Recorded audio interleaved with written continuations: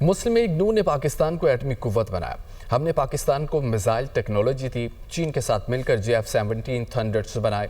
مسلم league نون نے ہی دفاع کو مضبوط بنایا۔ لوگ کام کو ووٹ دیتے ہیں، سیاست کے ساتھ کام بھی ہونا چاہیے۔ ہر شعبے کی ترقی میں مسلم لیگ کا کردار ہے۔ ملکی حالات بہتر ہو رہے ہیں، معیشت مضبوط ہو رہی ہے، لوگ کام کو ووٹ دیتے ہیں۔ پچھلی حکومت نے جو ملک کا حال کیا تھا، مسلم لیگ بتدریج اسے بہتر بنا رہی ہے۔ ہر چیز استحکام کی جانب واپس لوٹ رہی ہے۔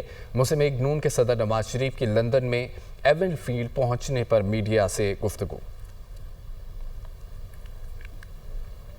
ابھی اسی حوالے سے اسی تناظر میں بات کرتا ہوں، صرف موٹر ویز تک نہیں ہے، صرف اپنا جو ہے نا یہ ڈیمز تک نہیں ہے، صرف بجلی کے پاور پلانٹس تک نہیں ہے، صرف اپنا جو ہے نا یہ اکانومی کو بہتر کرنے کی بات میں نہیں کر رہا۔ حالانکہ ہمارے زمانے میں 4 سال روپیہ سٹیبل رہا ہے۔ ہمارے زمانے میں گروتھ ریٹ جو ہے نا وہ 7% کو ٹچ کر رہی تھی۔ ہمارے زمانے میں ماشاءاللہ ہر چیز